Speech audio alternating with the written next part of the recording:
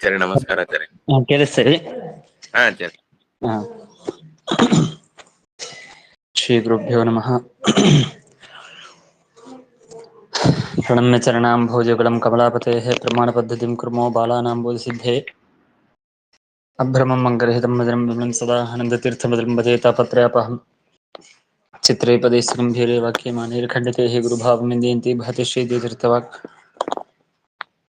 अस्मद्गुरुसमारम्भां टीकाकृत्पादमध्यगां श्रीमदाचार्यपर्यन्तां वन्दे गुरुपरम्परां विद्यापीठविधातारं विद्यावारिचन्द्रं विद्यार्थिवत्सलं वन्दे महामहिम सद्गुरुम् आपादमूलपर्यन्तं गुरूणामाकृतिं स्मरेत् तेन विघ्नाः प्रणश्यन्ति सिद्ध्यन्ति च मनोरथाः. श्रीगुरुभ्यो नमः. हरिः ओम्.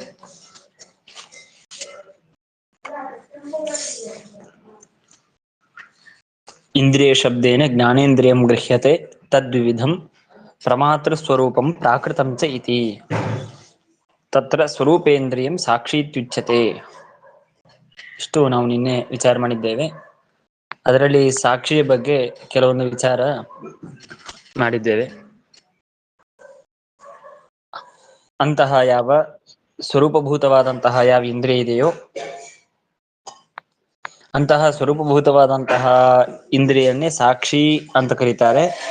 ಅದಕ್ಕೆ ಯಾವುದು ವಿಷಯ ಅಂತ ಪ್ರಶ್ನೆ ಮಾಡುವಾಗ ತಸ್ಯ ವಿಷಯಾಃ ಆತ್ಮಸ್ವರೂಪಂ ತದ್ಧರ್ಮಾಃ ಅವಿದ್ಯಾ ಮನಃ ತದ್ವೃತ್ತಯಃ ಬಾಹ್ಯೇಂದ್ರಿಯ ಜ್ಞಾನ ಸುಖಾದ್ಯಾಃ ಕಾಲಃ ಅವ್ಯಾಕೃತ ಆಕಾಶಶ್ಚ ಇತ್ಯಾದ್ಯಾಃ. ಹೀಗೆ ಇವೆಲ್ಲವೂ ಕೂಡ ಸಾಕ್ಷಿ ರೂಪವಾದಂತಹ ಯಾವ ಇಂದ್ರಿಯವಿದೆಯೋ ಈ ಇಂದ್ರಿಯಕ್ಕೆ ವಿಷಯ ಅಂತಾಗಿದೆ. ಯಾವುದು? ಮೊದಲಿಗೆ ಆತ್ಮಸ್ವರೂಪಂ. ಆತ್ಮಸ್ವರೂಪ ಅಂದ್ರೆ ಈಗ ನಾವು ಅಹಂ ಕರೋಮಿ ಅಂತಂತೇವೆ, ಅಥವಾ ನಾವು ಒಟ್ಟಾರೆ ನಮ್ಮ ಕನ್ನಡಾದಿ ಭಾಷೆಯಲ್ಲೂ ಕೂಡ ನಾನು ಮಾಡಿದೆ ಅಂತ ನಾವೇನು ತಿಳಿತೇವಲ್ವಾ, ಅದು ನಾನು ಮಾಡಿದೆ ಅಂತ ನಾನು ಅಂತ ಏನು ಪ್ರತೀತಿ ಇದೆ ಅಲ್ವಾ, ಇದನ್ನೇ ಅಹಂ ಅಂತ ಆತ್ಮಸ್ವರೂಪವನ್ನು ಗ್ರಹಣ ಮಾಡುವಂತಹ ಪ್ರತೀತಿ. ಈ ಏನು ಅಹಂ ಅಂತನ್ನುವಂತಹ ಏನು ಪ್ರತೀತಿ ಇದೆಯೋ ಇದು ಸಾಕ್ಷಿಯಿಂದ ನಮಗೆ ತೋರುವಂತಹದ್ದು. ಸಾಕ್ಷಿ ಇಲ್ಲದೇನೆ ನಮಗೆ ಈ ಅಹಂ ಇತ್ಯಾಕಾರಕವಾದ ನನ್ನ ಸ್ವರೂಪದ ಜ್ಞಾನ ಅಂತನ್ನೋದು ಆಗೋದಕ್ಕೆ ಸಾಧ್ಯವಿಲ್ಲ. ಬಾಹ್ಯವಾದ ಯಾವ ಇಂದ್ರಿಯದಿಂದಲೂ ಕೂಡ ಆತ್ಮನ ಜ್ಞಾನವಾಗೋದಕ್ಕೆ ಸಾಧ್ಯವಿಲ್ಲ. ಯಾಕೆ ಅಂದ್ರೆ ಬಾಹ್ಯವಾದ ಇಂದ್ರಿಯ ಅದರಿಂದ ಜ್ಞಾನವಾಗಬೇಕು ಅಂದ್ರೆ ನಮಗೆ ಸನ್ನಿಕರ್ಷ ಬೇಕು, ಆದರೆ ಇಲ್ಲಿ ಸನ್ನಿಕರ್ಷ ಇಲ್ಲ. ಹಾಗಾಗಿ ಸಾಕ್ಷಿಯಿಂದಲೇನೆ ನಮ್ಮ ಜ್ಞಾನ ಅಂತ ಅನ್ನೋದು ಆಗಬೇಕು. ಆದ್ದರಿಂದಾಗಿ ಆತ್ಮಸ್ವರೂಪ ಇದು ಸಾಕ್ಷಿಯಿಂದ ವೇದ್ಯ. ಹಾಗೂ ತದ್ಧರ್ಮಾಹ ಅಂತಂದ್ರೆ ಆತ್ಮನ ಧರ್ಮಗಳು. ಆತ್ಮ ಅಂದ್ರೆ ಜೀವನ ಧರ್ಮಗಳು. ಯಾವುದು ಜೀವನ ಧರ್ಮಗಳು ಅಂದ್ರೆ ಸುಖ ದುಃಖ ಇದೆಲ್ಲವೂ ಕೂಡ ಆತ್ಮನ ಧರ್ಮ. ಸೊ ಆತ್ಮನ ಧರ್ಮವಾದಂತಹ ಯಾವ ಸುಖ ದುಃಖಾದಿಗಳಿದೆಯೋ ಅವೆಲ್ಲವೂ ಕೂಡ ಸಾಕ್ಷಿಯಿಂದಲೇನೆ ವೇದ್ಯ. ನಮಗೆ ಸಾಕ್ಷಿ ಇಲ್ಲದೆ ಹೋದ್ರೆ ಸುಖದ ಜ್ಞಾನ ಆಗೋದಕ್ಕೆ ಸಾಧ್ಯವಿಲ್ಲ. ಕೇವಲ ಸಾಕ್ಷಿಯಿಂದಲೇನೆ ಸುಖದ ಜ್ಞಾನ ಆಗೋದು. ಆಮೇಲೆ ಅವಿದ್ಯಾ ಅಂದ್ರೆ ಅಜ್ಞಾನ. ಜ್ಞಾನವಾಗ್ಲಿ ಅಥವಾ ಅಜ್ಞಾನವಾಗ್ಲಿ ಇವೆಲ್ಲವೂ ಕೂಡ ಅಹಂ ಅಜ್ಞಃ ಮಾಮನ್ಯಂ ಚ ನ ಜಾನಾಮಿ ಅಂತ ಇತ್ಯಾದಿಯಾಗಿ ನಾವು ಅಜ್ಞಾನವನ್ನು ಅನುಭವಿಸ್ತೇವೆ. ನಾನು ಅಜ್ಞಾನಿಯಾಗಿದ್ದೇನೆ. ಮಾಂ ಅನ್ಯಂಚ ನ ಜಾನಾಮಿ, ನನ್ನನ್ನು ನಾನು ತಿಳಿದಿಲ್ಲ, ಮತ್ತೊಬ್ಬರನ್ನು ತಿಳಿದಿಲ್ಲ ಸರಿಯಾಗಿ. ನಾನು ಮತ್ತೊಬ್ಬರ ಅಜ್ಞಾನ ನನಗಿದೆ, ನನ್ನ ಅಜ್ಞಾನ ನನಗಿದೆ ಅಂತ ಹೇಳಿ ನನ್ನ ಸ್ವರೂಪದ ಜ್ಞಾನವೂ ಸಾಕ್ಷೀಂದ್ರಿಯನೇ ಆಗೋದು. ಹಾಗೂ ಆ ನನ್ನಲ್ಲಿ ಇರುವಂತಹ ಜ್ಞಾನ ಅಜ್ಞಾನಗಳು ಇವೆಲ್ಲವೂ ಸಾಕ್ಷೀಂದ್ರಿಯನೇ ಗೃಹೀತವಾಗೋದು. ಆಮೇಲೆ ಮನಸ್ಸು ಮೇ ಮನಃ, ಇದು ನನ್ನ ಮನಸ್ಸು ಅಂತ ಜ್ಞಾನವಾಗಬೇಕು. ಅದು ಮನಸ್ಸಿನ ಜ್ಞಾನವೂ ಕೂಡ ಸಾಕ್ಷೀಂದ್ರಿಯನೇ ಆಗೋದು. ಹಾಗಾಗಿ ಮನಸ್ಸಿದು ಸಾಕ್ಷಿ ವೇದ್ಯ. ಆಮೇಲೆ ತದ್ವೃತ್ತಯ ಅಂತಂದ್ರೆ ಮನೋವೃತ್ತಿ ಅಂತಂದ್ರೆ ನಮಗೆ ಮನಸ್ಸಿನಿಂದ ಬರುವಂತಹ ಜ್ಞಾನಗಳು, ಮನೋವೃತ್ತಿ ಅಂತ ವ್ಯವಹಾರ ಮಾಡ್ಬೇಕು ನಾವು. ಆ ಮನಸ್ಸಿನಿಂದ ಬರುವಂತಹ ಯಾವ ಮನೋವೃತ್ತಿ ಇದೆಯೋ ಇವೆಲ್ಲವೂ ಕೂಡ ಸಾಕ್ಷಿ ಇಂದ್ರಿಯನೇ ಗೃಹೀತವಾದದ್ದು. ಆಮೇಲೆ ನಾವು ನಿನ್ನೆ ಮಾಡಿದ ವಿಚಾರ ಮುಂದಿನ ಹೇಳ್ತಾರೆ, ಬಾಹ್ಯೇಂದ್ರಿಯ ಜ್ಞಾನ ಸುಖಾದ್ಯಾಹ. ಬಾಹ್ಯೇಂದ್ರಿಯ ಜ್ಞಾನ ಸುಖಾದ್ಯಾಹ ಅಂತಂದ್ರೆ ಬಾಹ್ಯವಾದ ಇಂದ್ರಿಯ. ಇವಾಗ ನಮಗೆಲ್ಲರೂ ಅನಿಸ್ಬೋದು, ಕಣ್ಣಿದೆ, ಕಿವಿ ಇದೆ, ಮೂಗಿದೆ, ನಾಲಿಗೆ ಇದೆ, ನನಗೆ ಚರ್ಮ ತ್ವಗಿಂದ್ರಿಯ ಇದೆ, ಕಾಣಿಸ್ತಾ ಇದೆ ಅಲ್ವಾ ಅಂತ ನಾವು ಅನಿಸ್ಬೋದು. ಆದರೆ ಇದು ಯಾವುದು ನಿಮಗೆ ಕಣ್ಣಿಗೆ ಕಾಣಿಸುವಂತಹದ್ದು ಇಂದ್ರಿಯವೇ ಅಲ್ಲ. ಯಾಕೆ ಅಂದ್ರೆ ನಮಗೆ ಕಣ್ಣಿಗೆ ಕಾಣಿಸೋದು ಕಣ್ಣಿನ ಗೋಳಕ ಅಂತಂತಾರೆ. ಗೋಲಕ ಗೋಲಕ ಮೀನ್ಸ್ ಅದೊಂದು ಕಣ್ಣಿನ ಗುಡ್ಡೆ ಅಂತಾರೆ ನೋಡ್ರಿ ಕನ್ನಡದಲ್ಲಿ. ಹಾಗೆ ಸುಮ್ನೆ ಅದೊಂದು ನಮ್ಮ ಇಂದ್ರಿಯಕ್ಕೆ ಕಾಣಿಸುವುದಕ್ಕೆ ಅದೊಂದು ದ್ವಾರ ಅಷ್ಟೇ ಹೊರತು ಅದು ಇಂದ್ರಿಯ ಅಲ್ಲ. ಅದು ರಸನೇಂದ್ರಿಯವಾಗಲಿ ಘ್ರಾಣೇಂದ್ರಿಯವಾಗಲಿ, ಘ್ರಾಣಂ ನಾಸಾಗ್ರವೃತ್ತಿ ಅಂತಂತಾರೆ. ನಮ್ಮ ಮೂಗಷ್ಟೇ ಕಾಣಿಸೋದು, ಮೂಗು ಇದು ಇಂದ್ರಿಯ ಅಲ್ಲ. ಅಲ್ಲಿ ನಾಸಾಗ್ರ ಅಂದ್ರೆ ಮೂಗಿನ ಅಗ್ರಭಾಗದಲ್ಲಿ ಅಲ್ಲಿ ಇಂದ್ರಿಯ ಇರುತ್ತೆ, ಅದು ಘ್ರಾಣೇಂದ್ರಿಯ. ಕರ್ಣ ವಿವರವೃತ್ತಿ ಆಕಾಶ ಇವ ಶ್ರೋತ್ರಂ ಅಂತಂತಾರೆ. ಅಂದ್ರೆ ನನ್ನ ಕಿವಿಯ ವಿವರ ಅಂದ್ರೆ ಏನು ನಾವು ಕಿವಿಯಲ್ಲಿ ಶೇಪ್ ಕಾಣ್ತೇವೆ ಅಲ್ವಾ, ಅದು ಶೇಪ್ ಚಿಕ್ಕದಾಗ್ತಾ ಆಗ್ತಾ ಆಗ್ತಾ ಆಗ್ತಾ ಕೊನೆಗೆ ಹೋಗುತ್ತೆ ಕರ್ಣ ವಿವರ ವರ್ತಿ. ಅಲ್ಲಿ ಕೊನೆಗೆ ನಮಗೆ ಕಣ್ಣಿಗೆ ಕಾಣಿಸೇ ಇರುವಂತಹದ್ದು ಯಾವುದು ಅದನ್ನು ಶ್ರೋತ್ರ ಅಂತ ಕರೀತಾರೆ. ಹಾಗೆ ಚಕ್ಷುರೇಂದ್ರಿಯ ಅಂದ್ರೂ ಅಷ್ಟೇ. ನಿಮಗೆ ಕಣ್ಣಿಗೆ ಕಾಣಿಸೋದು ಕೇವಲ ಕಣ್ಣಿದು ಇಂದ್ರಿಯ ಅಲ್ಲ, ಅದರ ಒಳಗಡೆಗೆ ಅತೀಂದ್ರಿಯವಾದಂತಹದ್ದೇನಿದೆಯೋ ಅದನ್ನು ಚಕ್ಷುರೇಂದ್ರಿಯ ಅಂತ ಕರಿತೇವೆ. ಹೀಗೆ ಚಕ್ಷುರೇಂದ್ರಿಯ, ಶ್ರೋತ್ರೇಂದ್ರಿಯ, ತ್ವಗೀಂದ್ರಿಯ, ಘ್ರಾಣೇಂದ್ರಿಯ, ರಸನೇಂದ್ರಿಯ, ಪ್ರತಿಯೊಂದು ಇಂದ್ರಿಯಗಳು ಕೂಡ ನಮಗೆ ಯಾರಿಗೂ ಕಣ್ಣಿಗೆ ಕಾಣಿಸುವಂತಹದ್ದಲ್ಲೇ ಅಲ್ಲ. ಅದಕ್ಕೆ ಏನಂತ ಹೇಳ್ತಾರೆ, ಅತೀಂದ್ರಿಯ ಅಂತಂತಾರೆ ಇಂದ್ರಿಯದ ವಿಷಯದಲ್ಲಿ. ಇಂದ್ರಿಯದಿಂದ ನಮಗೆ ಮತ್ತೊಂದು ಪದಾರ್ಥದ ಜ್ಞಾನವಾಗತ್ತೆ ಬಾಹ್ಯವಾದ ಇಂದ್ರಿಯದಿಂದ, ಆದರೆ ಆ ಇಂದ್ರಿಯ ಮಾತ್ರ ನಮಗೆ ಕಾಣಿಸೋದಿಲ್ಲ, ಅದು ಅತೀಂದ್ರಿಯ. ಬಹಳ ವಿಚಿತ್ರ ಇದು.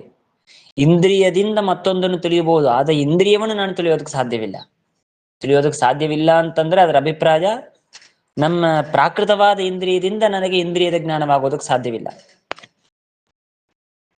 ಇದಕ್ಕಾಗೇನೆ ಕೆಲವರು ಪೂರ್ವ ಪಕ್ಷಿಗಳು ಅಥವಾ ನಾವು ಇವನಿಗೆ ಇಂದ್ರಿಯ ಇದೆ ಅಂತ ನಾವು ಹೇಗೆ ತಿಳ್ಕೊಳ್ಬೇಕು? ಮೊದಲಿಗೆ ಸಾಕ್ಷಿಯಿಂದಲೇನೆ ಗ್ರಾಹ್ಯವಾದದ್ದು ಇಂದ್ರಿಯ ಅಂತ ಅನ್ನೋದು. ಅತೀಂದ್ರಿಯ ಅಂತ ಅನ್ನೋ ಶಬ್ದಕ್ಕೆ ನಮ್ಮ ಪ್ರಾಕೃತವಾದ ನಮಗೆ ವ್ಯವಹಾರಕ್ಕೆ ಯೋಗ್ಯವಾದಂತಹ ಪದಾರ್ಥದ ಜ್ಞಾನವನ್ನು ಹುಟ್ಟಿಸುವ ಯಾವೊಂದು ಇಂದ್ರಿಯವಿದೆಯೋ ಚಕ್ಷುರಾದಿ ಇಂದ್ರಿಯಗಳು, ಇದರಿಂದ ನಮಗೆ ಇಂದ್ರಿಯದ ಜ್ಞಾನವಾಗೋದಿಲ್ಲ. ಆದರೆ ಸಾಕ್ಷಿ ರೂಪವಾದಂತಹ ಸ್ವರೂಪೇಂದ್ರಿಯದಿಂದಾಗಿ ಇಂದ್ರಿಯದ ಜ್ಞಾನವಾಗತ್ತೆ ಅಂತ ಸಿದ್ಧಾಂತ. ಅದಕ್ಕಾಗಿಯೇನೆ ಬಾಹ್ಯೇಂದ್ರಿಯ ಅಂತ ಶಬ್ದ ಹೇಳಿದ್ರು. ಇನ್ನ ಇವನಿಗೆ ಒಂದು ಜ್ಞಾನ ಹುಟ್ಟಿದೆ, ಹೇಗೆ ಕಾರ್ಯದಿಂದ ಕಾರಣವಿದೆ ಅಂತ ತಿಳಿದುಕೊಳ್ಬೇಕು ಅಂತಂತೇವೆ.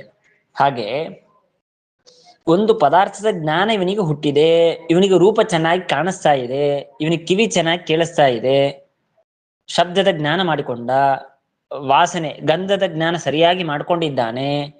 ಹಾಗಾದ್ರೆ ಅವನಿಗೊಂದು ಇಂದ್ರಿಯ ಇದೆ ಅಂತ ಹೀಗೆ ಅನುಮಾನ ಮಾಡಿ ತಿಳಿದುಕೊಳ್ಬೇಕು. ಆದ್ರೂ ಅದೊಂದು ಇರಬಹುದು ಅಂತ ತಿಳಿದುಕೊಳ್ಬೇಕು. ಆದರೆ ಆ ಇಂದ್ರಿಯದ ಜ್ಞಾನ ಮಾತ್ರ ನಮಗೆ ಸಾಕ್ಷಿಯಿಂದ್ರಿಯನೇ ಆಗೋದು. ಹಾಗಾಗಿ ಸಾಕ್ಷಿಯಿಂದಾಗಿ ಬಾಹ್ಯೇಂದ್ರಿಯ ಜ್ಞಾನವಾಗತ್ತೆ. ಆಮೇಲೆ ಜ್ಞಾನ ಅಂತಂದ್ರೆ ಒಟ್ಟಾರೆ ಯಾವುದೇ ಜ್ಞಾನ ಇರಲಿ, ಜ್ಞಾನ ಸಾಮಾನ್ಯ. ಜಗತ್ತಿನಲ್ಲಿ ಯಾವುದಾದೊಂದು ಜ್ಞಾನವಿದ್ರೆ ಈ ಜ್ಞಾನವಿದೆ, ಇದು ಜ್ಞಾನ ಅಂತ ಗ್ರಹಣ ಮಾಡೋದು ಯಾವುದು ಅಂದ್ರೆ ಸಾಕ್ಷಿಯೇ. ಜ್ಞಾನಗ್ರಾಹಕ ಅಂತಂತಾರೆ ಸಾಕ್ಷಿಗೆ. ಹೀಗೆ ನಾವು ನಿನ್ನೆ ವಿಚಾರ ಮಾಡಿದಲ್ಲಿ ನಿಯತ ಯಥಾರ್ಥ ಅಂತ ತಿಳಿದಿದ್ದೇವಲ್ವಾ, ಹಾಗೆ ಸಾಕ್ಷಿಗೆ ಜ್ಞಾನಗ್ರಾಹಕ ಅಂತ ಕರಿತೇವೆ. ಪ್ರತಿಯೊಂದು ಜ್ಞಾನವನ್ನು ಗ್ರಹಣ ಮಾಡೋದು ಸಾಕ್ಷಿಯೇ. ಸಾಕ್ಷಿ ಇಲ್ಲದೆ ಹೋದ್ರೆ ಜ್ಞಾನದ ಜ್ಞಾನವೇ ಆಗಲ್ಲ. ಜ್ಞಾನದ ಜ್ಞಾನವೇ ಆಗಿಲ್ಲ ಅಂದ್ರೆ ನಿಮಗೆ ಜ್ಞಾನ ಬಂದಿದೆ ಅಂತ ಅನ್ನೋ ಪರಿಚಯ ಹೇಗಾಗೋದು? ಹಾಗಾಗಿ ಜ್ಞಾನವನ್ನು ಸಾಕ್ಷಿ ಗ್ರಹಣ ಮಾಡಬೇಕು. ಸುಖಾದ್ಯಾಹ, ಸುಖ ದುಃಖ ಇತ್ಯಾದಿಗಳು, ಅದರ ಅಭಿಪ್ರಾಯ ಸುಖವಾಗಲಿ ಈ ದುಃಖವಾಗಲಿ ಅಥವಾ ಇಚ್ಛಾ ಪ್ರಯತ್ನ, ಹೀಗೆ ಏನೇನಿದೆ ಆತ್ಮನ ಸಂಬಂಧಪಟ್ಟಂತಹದ್ದು ಅದು ಎಲ್ಲವನ್ನೂ ಕೂಡ ಸಾಕ್ಷಿ ತಾನು ಅವನೇ ಗ್ರಹಣ ಮಾಡಬೇಕು.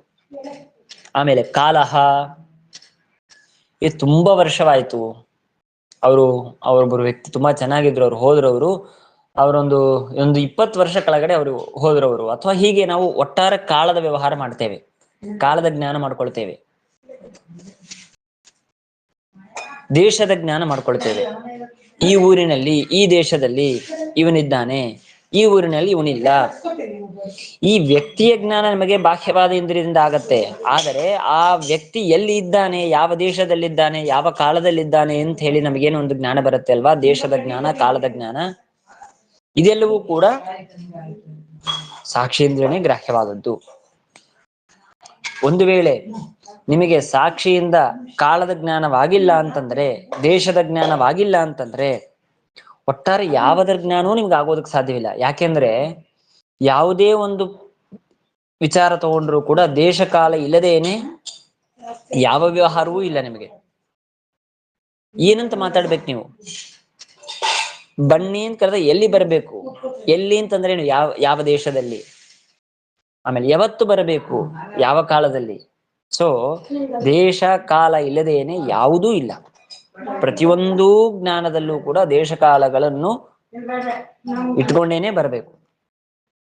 ಇದಕ್ಕೆ ಏನ್ ಹೇಳ್ತಾರೆ ಅಂತಂದ್ರೆ, ಸಾಕ್ಷಿ ಗೃಹೀತ ದೇಶಕಾಲ ಸಂಬದ್ಧತೆಯ ಅನ್ಯ ಪದಾರ್ಥ ಜ್ಞಾನ ಅಂತಂತಾರೆ. ಅಂದ್ರೆ ಸಾಕ್ಷಿಯಿಂದ ಗೃಹೀತವಾದ ಯಾವ ದೇಶಕಾಲವಿದೆಯೋ, ಆ ದೇಶಕಾಲದಿಂದ ಸಂಬದ್ಧವಾದ ಯಾವೊಂದು ಪದಾರ್ಥವಿದೆಯೋ ಅಂತಹ ಪದಾರ್ಥವನ್ನು ಮಾತ್ರ ನಮ್ಮ ಬಾಹ್ಯವಾದ ಇಂದ್ರಿಯಗಳು ಗ್ರಹಣ ಮಾಡಬೇಕು. ಹೊರತು ಬಾಹ್ಯವಾದ ಇಂದ್ರಿಯದಿಂದಲೇ ದೇಶಕಾಲದ ಜ್ಞಾನವಾಯಿತು ಅಂತ ಹೇಳಬಾರದು. ಸಾಕ್ಷಿಯಿಂದ ಗ್ರಹೀತವಾದ ದೇಶಕಾಲಗಳು, ಅದರ ಸಂಬಂಧವನ್ನು ಪಡೆದ ಬಾಹ್ಯವಾದ ಪದಾರ್ಥಗಳು, ಆ ಬಾಹ್ಯವಾದ ಪದಾರ್ಥಗಳನ್ನು ನಮ್ಮ ಬಾಹ್ಯವಾದಂಥ ಇಂದ್ರಿಯವು ಗ್ರಹಣ ಮಾಡಿತು. ಕಾಲಹ ಅವ್ಯಾಕೃತ ಆಕಾಶಸ್ಯ, ಅವ್ಯಾಕೃತ ಆಕಾಶ, ಅದನ್ನೇ ನಾನು ದೇಶ ಅಂತ ವ್ಯವಹಾರ ಮಾಡಿದೆ. ಹೀಗೆ ಅವ್ಯಾಕೃತ ಆಕಾಶ, ದೇಶ, ಕಾಲ ಹಾಗೂ ಕಾಲ ವಿಶೇಷಗಳು, ದೇಶ ವಿಶೇಷಗಳು, ಪ್ರಾಚಿ, ಪ್ರತೀಚಿ, ಉದೀಚಿ ಅಂತ ಹೇಳಿ ಪೂರ್ವ, ಪಶ್ಚಿಮ, ದಕ್ಷಿಣ ಇತ್ಯಾದಿಯಾಗಿ ನಾವೇನು ವ್ಯವಹಾರ ಮಾಡ್ತೇವೆ ಅದೆಲ್ಲವೂ ದೇಶ ವಿಶೇಷಗಳು ಹಾಗೂ ಕಾಲ ವಿಶೇಷಗಳು. ಆಮೇಲೆ ಎಲ್ಲದಕ್ಕೆ ಮೇಲೆ ಮುಖ್ಯವಾಗಿ ಪ್ರಾಮಾಣ್ಯ. ಯಾವುದೇ ಒಂದು ಜ್ಞಾನ ಇದು ಪ್ರಮಾಣ ಅಂತ ನಮಗೆ ತಿಳಿದುಕೊಳ್ಬೇಕು ಅಂದ್ರೆ ಆ ಪ್ರಾಮಾಣ್ಯದ ಜ್ಞಾನ. ಯಾವ ಇಂದ್ರಿಯಿಂದ ಜ್ಞಾನವಾಗುತ್ತೆ ನಿಮಗೆ ಪ್ರಾಮಾಣ್ಯ? ಇದಂ ಜ್ಞಾನಂ ಪ್ರಮಾಣಂ ಅಥವಾ ಇದಂ ಜ್ಞಾನಂ ಅಪ್ರಮಾಣಂ ಅಂತ ಹೇಳಿ ಯಾವ ಬಾಹ್ಯವಾದ ಇಂದ್ರಿಯವೂ ಕೂಡ ನಿಮಗೆ ಪ್ರಾಮಾಣ್ಯ ಅಪ್ರಾಮಾಣ್ಯದ ಜ್ಞಾನವನ್ನು ಗ್ರಹಣ ಮಾಡೋದಕ್ಕೆ ಸಾಧ್ಯವಿಲ್ಲ. ಕೇವಲ ಸಾಕ್ಷಿ ಮಾತ್ರ ಪ್ರಾಮಾಣ್ಯ ಹಾಗೂ ಅಪ್ರಾಮಾಣ್ಯ. ಆ ಜ್ಞಾನ ಇದು ನಿರ್ದಿಷ್ಟವಾಗಿದ್ದರೆ ಪ್ರಾಮಾಣ್ಯವನ್ನು ಗ್ರಹಣ ಮಾಡುತ್ತೆ, ದೋಷ ಸಹಿತವಾಗಿದ್ದರೆ ಅದು ಅಪ್ರಮಾಣ ಎಂಬುದಾಗಿ ಗ್ರಹಣ ಮಾಡುತ್ತೆ. ಹೀಗೆ ಪ್ರಾಮಾಣ್ಯ ಹಾಗೂ ಅಪ್ರಾಮಾಣ್ಯ ಇವುಗಳನ್ನು ಕೂಡ ಸಾಕ್ಷಿ ಗ್ರಹಣ ಮಾಡಬೇಕು. ಹಾಗಾಗಿ ಆತ್ಮ ಸ್ವರೂಪ, ಆತ್ಮನ ಇನ್ನಿತರ ಧರ್ಮಗಳು, ಅವಿದ್ಯ, ಮನಸ್ಸು, ಮನೋವೃತ್ತಿಗಳು ಹಾಗೂ ಬಾಹ್ಯೇಂದ್ರಿಯಗಳು ಹಾಗೂ ಜ್ಞಾನ, ಸುಖ ದುಃಖ, ಇಚ್ಛಾ ಪ್ರಯತ್ನ, ಕಾಲ, ಅವ್ಯಾಕೃತ ಆಕಾಶ, ಪ್ರಾಮಾಣ್ಯ ಅಪ್ರಾಮಾಣ್ಯ, ಹೀಗೆ ಪ್ರತಿಯೊಂದನ್ನು ಕೂಡ ಸಾಕ್ಷಿ ಗ್ರಹಣ ಮಾಡಬೇಕು. ಹಾಗಾಗಿ ಇವೆಲ್ಲವೂ ಕೂಡ ಸಾಕ್ಷಿ ರೂಪವಾದ ಸ್ವರೂಪೇಂದ್ರಿಯದಿಂದಾಗಿ ಗೃಹೀತವಾದ ವಿಷಯಗಳು. ಈ ಏನು ಸಾಕ್ಷೀಂದ್ರಿಯ ಇದೆ, ಇದನ್ನು ನಾವು ಕೇವಲ ಪ್ರಮಾಣ ಅಂತ ಕರಿಬೇಕಾ, ಅನುಪ್ರಮಾಣ ಅಂತ ಕರಿಬೇಕಾ?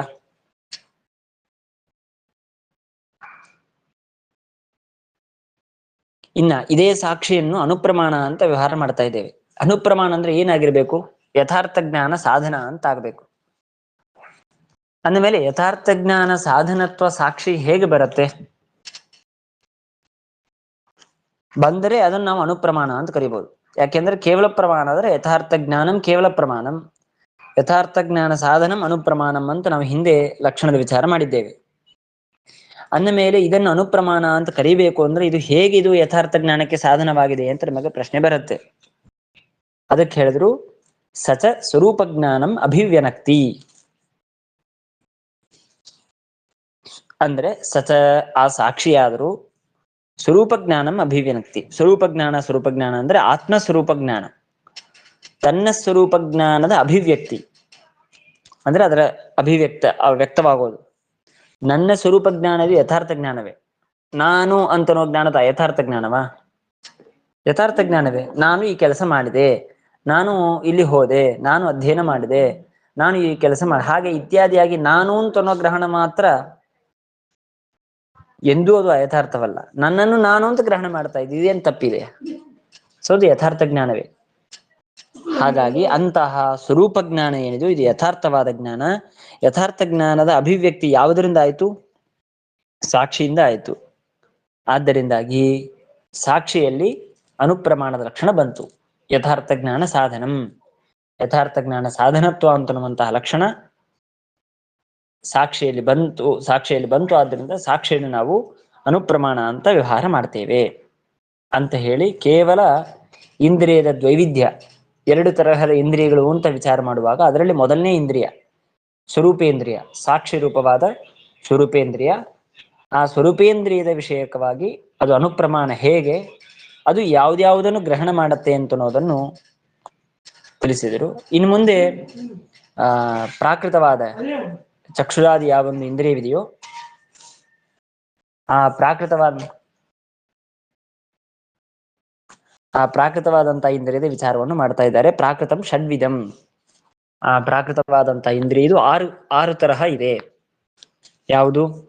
ಘ್ರಾಣ, ರಸನ, ಚಕ್ಷು, ತ್ವಕ್, ಶ್ರೋತ್ರ, ಮನೋಭೇದಾತ್.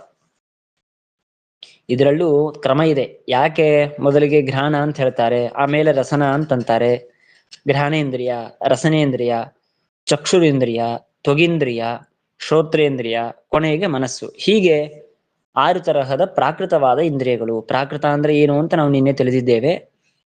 ಅಂತಹ ಪ್ರಾಕೃತವಾದಂತಹ ಇಂದ್ರಿಯದಲ್ಲಿ 6 ಅಂತಂದ್ರು. ಇದರಲ್ಲಿ ಕ್ರಮ ಏನು ಅಂತಂದ್ರೆ, ಮೊದಲಿಗೆ ಜ್ಞಾನವನ್ನು ಯಾಕೆ ಹೇಳ್ತಾರೆ ಅಂದ್ರೆ ಪೃಥ್ವಿ, ಅಪ, ತೇಜ, ವಾಯು, ಆಕಾಶ ಅಂತ ನಾವು ಕ್ರಮವನ್ನು ಹೇಳ್ತೇವೆ.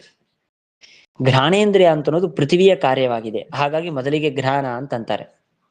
ಪೃಥ್ವಿ ಆದ್ಮೇಲೆ ಅಪ್ಪು, ಆ ಅಪ್ಪಿನ ಕಾರ್ಯವಾದದ್ದರಿಂದಾಗಿ, ಜಲ ಕಾರ್ಯವಾದದ್ದರಿಂದಾಗಿ ರಸನೇಂದ್ರಿಯವನ್ನು 2ನೇ ಜಾಗದಲ್ಲಿ ಹೇಳ್ತಾರೆ.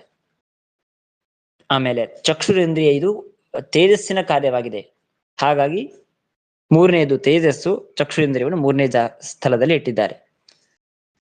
ಆಮೇಲೆ ತ್ವಗೇಂದ್ರಿಯ ಇದು ವಾಯುವಿನ ಕಾರ್ಯ. ಹೀಗೆ ಪೃಥ್ವಿ, ತೇಜ, ವಾಯು ಇತ್ಯಾದಿಯಾಗಿ ಕ್ರಮವಾಗಿ ಅದರ ಕಾರ್ಯವಾದದ್ದರಿಂದಾಗಿ ಈ ಇಂದ್ರಿಯದ ವಿಭಾಗ ಮಾಡುವಾಗಲೂ ಕೂಡ ಘ್ರಾಣ, ರಸನ, ಚಕ್ಷು, ತ್ವಕ್, ಶ್ರೋತ್ರ, ಮನೋಭೇದ ಅಂತ ಹೀಗೆ ಒಂದು ಕ್ರಮವನ್ನು ಇಟ್ಕೊಂಡು ಅಲ್ಲಿ ನಮಗೆ ವಿಭಾಗ ಮಾಡಿ ಕೊಟ್ಟಿದ್ದಾರೆ. ಹೀಗೆ 6 ತರಹ ಇಂದ್ರಿಯಗಳು. ಘ್ರಾಣ ಅಂತಂದ್ರೆ ನಾವು ಏನು ಎಲ್ಲದರ ವಾಸನೆಯನ್ನು ತೆಗೆದುಕೊಳ್ತೇವೆ ಮೂಗಿನಿಂದ, ಅದು ಘ್ರಾಣೇಂದ್ರಿಯ. ರಸನೇಂದ್ರಿಯ ಅಂತಂದ್ರೆ ನಾಲಿಗೆಯಿಂದಾಗಿ ಏನು ರಸದ ಆಸ್ವಾದನ ಮಾಡ್ತೇವೆ, ಅದು ರಸನೇಂದ್ರಿಯ. ಚಕ್ಷುರೇಂದ್ರಿಯ ಅಂದ್ರೆ ನಾವು ಕಣ್ಣಿನಿಂದ ರೂಪದ ಜ್ಞಾನ ಏನ್ ಮಾಡ್ಕೊಳ್ತೇವೆ, ಅದು ಚಕ್ಷುರೇಂದ್ರಿಯ. ತ್ವಗೇಂದ್ರಿಯ ಅಂತಂದ್ರೆ ಚರ್ಮ. ಆಮೇಲೆ ಶ್ರೋತ್ರೇಂದ್ರಿಯ ಅಂತಂದ್ರೆ ಕಿವಿ, ನಾವು ಶಬ್ದದ ಜ್ಞಾನವನ್ನು ಮಾಡಿಕೊಳ್ಳೋದಕ್ಕೆ ಸಾಧನವಾದಂತಹ ಶ್ರೋತ್ರೇಂದ್ರಿಯ. ಆಮೇಲೆ ಮನಸ್ಸು. ಹೀಗೆ 6 ತರಹದ ಪ್ರಾಕೃತವಾದಂತಹ ಇಂದ್ರಿಯಗಳು. ಅದಾದ ಮೇಲೆ ಯಾವ್ಯಾವ ಇಂದ್ರಿಯಕ್ಕೆ ಯಾವ್ದ್ಯಾವ್ದು ವಿಷಯವಾಗಿದೆ ಅಂತ ನಿರೂಪಣೆ ಮಾಡ್ತಾರೆ. ತತ್ರ ಗಂಧಃ ತದ್ವಿಶೇಷಾಶ್ಚ ಘ್ರಾಣಸ್ಯ ವಿಷಯಾಃ. ತತ್ರ ಅಂದ್ರೆ ಈ 6 ತರಹದ ಇಂದ್ರಿಯಗಳಲ್ಲಿ ಗಂಧಃ ತದ್ವಿಶೇಷಾಶ್ಚ, ಗಂಧವಾಗಲಿ ಅಥವಾ ಗಂಧ ವಿಶೇಷ. ಗಂಧ ವಿಶೇಷ ಅಂತಂದ್ರೆ ಕೆಲವೊಂದು ಸುರಭಿಗಂಧ, ಅಸುರಭಿಗಂಧ ಅಂತ ಇರತ್ತೆ. ಸುಗಂಧಗಳು, ದುರ್ಗಂಧ, ಹೀಗೆ ಸುಗಂಧ ದುರ್ಗಂಧ ಎಲ್ಲ ಏನು ಗಂಧ ವಿಶೇಷವಿದೆ, ಈ ಎಲ್ಲ ಗಂಧ ವಿಶೇಷಗಳಾಗ್ಲಿ ಅಥವಾ ಸಾಮಾನ್ಯವಾದ ಗಂಧ ಅಂತ ಅನ್ನೋದಾಗ್ಲಿ, ಇದೆಲ್ಲವೂ ಕೂಡ ಘ್ರಾಣೇಂದ್ರಿಯಕ್ಕೆ ವಿಷಯ ಅಂತಾಗತ್ತೆ. ಆಮೇಲೆ ರಸಃ ತದ್ವಿಶೇಷಾಶ್ಚ ರಸನಸ್ಯ. ರಸವಾಗಲಿ ಅಥವಾ ರಸವಿಶೇಷ.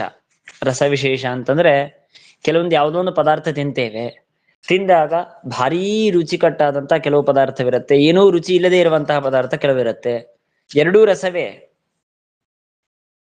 ಉತ್ತಮವಾದ ಮಾಧುರ್ಯ ಇರುವಂತಹ ಪದಾರ್ಥ, ಅಷ್ಟು ಮಾಧುರ್ಯ ಇಲ್ಲದೆ ಇರುವ ಪದಾರ್ಥ.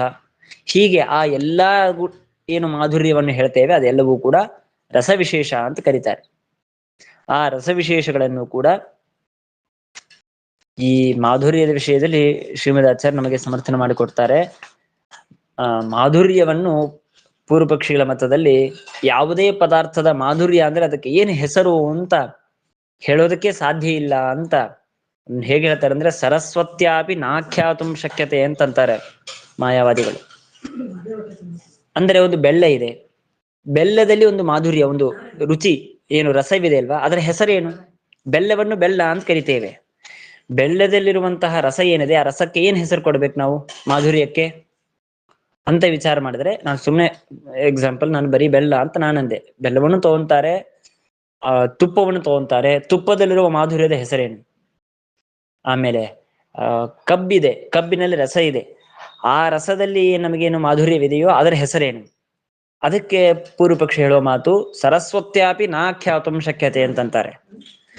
ಸರಸ್ವತೀ ದೇವಿಯು ಕೂಡ ಅದಕ್ಕೆ ಏನಾದ್ರೂ ಹೆಸರು ಅಂತ ಅನ್ನೋದು ಹೇಳೋದಕ್ಕೆ ಸಾಧ್ಯವಿಲ್ಲ. ಅಂದ್ರೆ ಅದರ ಅರ್ಥ ಅಂತಹ ಮಾಧುರ್ಯಕ್ಕೆ ಹೆಸರೇ ಇಲ್ಲ ಅಂತ ಹೀಗೆ ಪೂರ್ವ ಪಕ್ಷಿ ಹೇಳಿದ್ರೆ, ಸರ್ವತಃ ಹಾಗಲ್ಲ. ಸ್ಥಿರ ಮಾದ್ಯಸ್ಯ ತೀಕ್ಷ್ಣಕಂ ಗುಡಸ್ಯ ಪನಸಾದೀನಾಂ ನಿರ್ಹಾರೀತ್ಯಭಿಧೀಯತೆ ಎಂಬುದಾಗಿ ಅನ್ವ್ಯಾಖ್ಯಾನದಲ್ಲಿ ಶ್ರೀಮದ್ ಆಚಾರ್ಯ ಸಮರ್ಥನೆ ಮಾಡ್ತಾರೆ. ಹೀಗೆ ಸ್ಥಿರಂ ಆದ್ಯಸ್ಯ ತೀಕ್ಷ್ಣಕಂ ಗುಡಸ್ಯ ಪನಸಾದೀನಾಂ ಎಂಬುದಾಗಿ ಪ್ರತಿಯೊಂದು ಪದಾರ್ಥದ ಮಾಧುರ್ಯಕ್ಕೂ ಕೂಡ ಒಂದೊಂದು ಹೆಸರಿದೆ ಅಂತ ಸಮರ್ಥನೆ ಮಾಡಿ ಕೊಟ್ಟಿದ್ದಾರೆ. ಹಾಗಾಗಿ ಅದೆಲ್ಲ ರಸವಿಶೇಷಗಳು, ಆ ಎಲ್ಲ ರಸವಿಶೇಷಗಳು ಹಾಗೂ ರಸ ಈ ಎಲ್ಲವೂ ಕೂಡ ರಸನೇಂದ್ರಿಯದಿಂದ ಗೃಹೀತವಾಗತ್ತೆ. ಮಹಾಂತಿ ರೂಪವಂತಿ ದ್ರವ್ಯಾನಿ ಕೇಚಿತ್ ಗುಣಾಹ ಕರ್ಮಾಣಿ ಜಾತಯಶ್ಚ ಚಕ್ಷುಸ್ತ್ವಚೋಹೋ ವಿಷಯ ಅಂತ ಹಿಂದೆ ಇದೆ, ಅದನ್ನು ನಾವು ಅನ್ವಯ ಮಾಡ್ಕೊಳ್ಬೇಕು. ಮಹಾಂತಿ ರೂಪವಂತಿ ದ್ರವ್ಯಾನಿ, ಮಹಾಂತಿ ರೂಪವಂತಿ ದ್ರವ್ಯಾನಿ ಅಂತಂದ್ರೆ ಮಹದ್ರೂಪವನ್ನು ಪಡೆದ ದ್ರವ್ಯಗಳು. ಯಾಕೆಂದ್ರೆ ರೂಪದಲ್ಲಿ ಎರಡು ತರಹ ಇದೆ, ಉದ್ಭೂತ ರೂಪ, ಅನುದ್ಭೂತ ರೂಪ ಅಂತ. ನಮಗೆ ಕಣ್ಣಿಗೆ ಕಾಣಿಸಿಲ್ಲ ಅಂತಂದ ಮಾತ್ರಕ್ಕೆ ರೂಪವೇ ಇಲ್ಲ ಅಂತ ಅರ್ಥ ಅಲ್ಲ. ಅನುದ್ಭೂತವಾದ ರೂಪ ಅಂತೂ ಇರತ್ತೆ, ಅದು ನಮಗೆ ಚಕ್ಷುರೇಂದ್ರಿಯಕ್ಕೆ ಗೋಚರವಲ್ಲ. ಮಹಾಂತಿ ರೂಪವಂತಿ, ಮಹದ್ರೂಪ, ಉದ್ಭೂತವಾದಂತಹ ನಮಗೆ ಕಣ್ಣಿಗೆ ಕಾಣಿಸುವಂತಹ ಯಾವ ರೂಪವಿದೆಯೋ ಆ ರೂಪ ಹಾಗೂ ಆ ರೂಪವನ್ನು ಪಡೆದ ದ್ರವ್ಯ, ಇದು ನಮ್ಮ ಚಕ್ಷುರೇಂದ್ರಿಯಕ್ಕೆ ಗೋಚರ. ಕೇಚಿತ್ ಗುಣಾಹ, ಕೆಲವೊಂದು ಗುಣಗಳು. ಕೇಚಿತ್ ಗುಣ ಅಂತ ಯಾಕೆ ಹೇಳ್ತಾರೆ ಅಂದ್ರೆ ಎಲ್ಲಾ ಗುಣಗಳು ನಮಗೆ ಪ್ರತ್ಯಕ್ಷದಿಂದ ಗೋಚರವಾಗೋದಿಲ್ಲ, ಕೆಲವೊಂದು ಗುಣ ಮಾತ್ರ ನಮಗೆ ಪ್ರತ್ಯಕ್ಷದಿಂದಾಗಿ, ಅಂದ್ರೆ ಪ್ರತ್ಯಕ್ಷ ಅಂತಂದ್ರೆ ಈ ಚಕ್ಷುರೇಂದ್ರಿಯಿಂದಾಗಿ ಗೃಹೀತವಾಗೋದಕ್ಕೆ ಸಾಧ್ಯ. ಯಾಕೆಂದ್ರೆ ಈಗ ಗುರುತ್ವ ಅಂತ ಒಂದು ಗುಣವಿದೆ. ಗುರುತ್ವ ಅಂತಂದ್ರೆ ಏನು? ಭಾರ. ಒಂದು ಗಿಡದಲ್ಲಿ ಒಂದು ಹಣ್ಣಿದೆ, ಹಣ್ಣು ಬಿತ್ತು, ಹಣ್ಣು ಯಾಕೆ ಬಿತ್ತು? ಹಣ್ಣಿನಲ್ಲಿ ಭಾರ ಬಿತ್ತು, ಹಾಗಾಗಿ ಬಿತ್ತು. ಆ ಭಾರ ಅಂತ ಅನ್ನೋದನ್ನೇ ಸಂಸ್ಕೃತದಲ್ಲಿ ಆ ಗುಣಕ್ಕೆ ಗುರುತ್ವ ಅಂತ ಕರೀತಾರೆ. ಆ ಗುರುತ್ವ ನಿಮಗೆ ಕಣ್ಣಿಂದ ಕಾಣಿಸತ್ತಾ? ಕಾಣಿಸೋದಿಲ್ಲ. ನಾವೇನ್ ತಿಳ್ಕೊತೇವೆ, ಓ ಕೆಳಗೆ ಬೀಳ್ತಾ ಇದೆ, ಓ ಹಾಗಾದ್ರೆ ಅದು ಭಾರವಿದೆ ಅಂತ ಅರ್ಥ. ಯಾವುದು ಕೆಳಗೆ ಬೀಳೋದಿಲ್ಲ ಅದರಲ್ಲಿ ಭಾರವಿಲ್ಲ, ಅದರಲ್ಲಿ ಗುರುತ್ವ ಇಲ್ಲ ಅಂತ ಹೀಗೆ ತಿಳ್ಕೊಳ್ತೇವೆ. ಇದು ಅನುಮಾನದಿಂದ ತಿಳ್ಕೊಳ್ತೇವೆ ನಾವು, ಹೊರತು ನಮ್ಮ ಕಣ್ಣಿನಿಂದ ಚಕ್ಷುರೇಂದ್ರಿಯಿಂದ ತಿಳ್ಕೊಳ್ಳಿಕ್ ಸಾಧ್ಯವಿಲ್ಲ. ಆದರೆ ಅದು ಗುಣವಾಗಿದೆ, ಆದರೂ ಗುಣವಾದ ಮಾತ್ರಕ್ಕೆ ಚಕ್ಷುರೇಂದ್ರಿಯಿಂದ ಗೃಹೀತವಾಗೋದಿಲ್ಲ ಅಂತ ಅನ್ನೋದಕ್ಕಾಗಿ ಕೇಚಿತ್ ಗುಣಾಹ ಅಂತಂತಾರೆ. ಗುಣಾಹ ಅಂತ ಇಷ್ಟೇ ಅಂದ್ಬಿಟ್ಟೆ ಎಲ್ಲಾ ಗುಣಗಳು ಗೃಹೀತವಾಗಲಿ ಅಂತ ಪ್ರಶ್ನೆ ಬರುತ್ತೆ. ಅದಕ್ಕಾಗಿ ಕೇಚಿತ್ ಗುಣಾಹ, ಕೆಲವೊಂದು ಗುಣಗಳು. ಹಾಗೂ ಕರ್ಮಾಣಿ, ಕರ್ಮಗಳು. ಕರ್ಮ ಅಂದ್ರೆ ಯಾವ್ದು ಕರ್ಮ ಅಂದ್ರೆ ಯಾವುದು, ಗುಣ ಅಂದ್ರೆ ಯಾವ್ದು ಅಂತೆಲ್ಲ ವಿಚಾರ ಇದೆ. ಸದ್ಯ ಕರ್ಮ ಅಂತ ಇಷ್ಟೇ ತಿಳ್ಕೊಳ್ಳಿ. ಆಮೇಲೆ ಜಾತಯಶ್ಚ, ಜಾತಿಗಳು, ಇದೆಲ್ಲವೂ ಕೂಡ ಚಕ್ಷುರೇಂದ್ರಿಯ ಹಾಗೂ ತ್ವಗೀಂದ್ರಿಯದಿಂದ ಗೃಹೀತವಾಗತ್ತೆ. ಇನ್ನ ಇದು ಮುಂದೆ ತ್ವಗೀಂದ್ರಿಯ, ಶ್ರೋತ್ರೇಂದ್ರಿಯ ಹಾಗೂ ಮನಸ್ಸು, ಇವುಗಳಿಗೆ ಯಾವ್ಯಾವ್ದು ಗೃಹೀತವಾದಂತಹ ವಿಷಯಗಳು ಹಾಗೂ ಅವುಗಳ ದೋಷವೇನು ಅಂತ ವಿಚಾರ ಮಾಡ್ತಾರೆ. ಮತ್ತೆ ನಾಳೆ ತಿಳಿಯೋಣ. ಶ್ರೀಕೃಷ್ಣ ಅರ್ಪಣಮಸ್ತು. ಧನ್ಯವಾದ. ನಮಸ್ಕಾರ.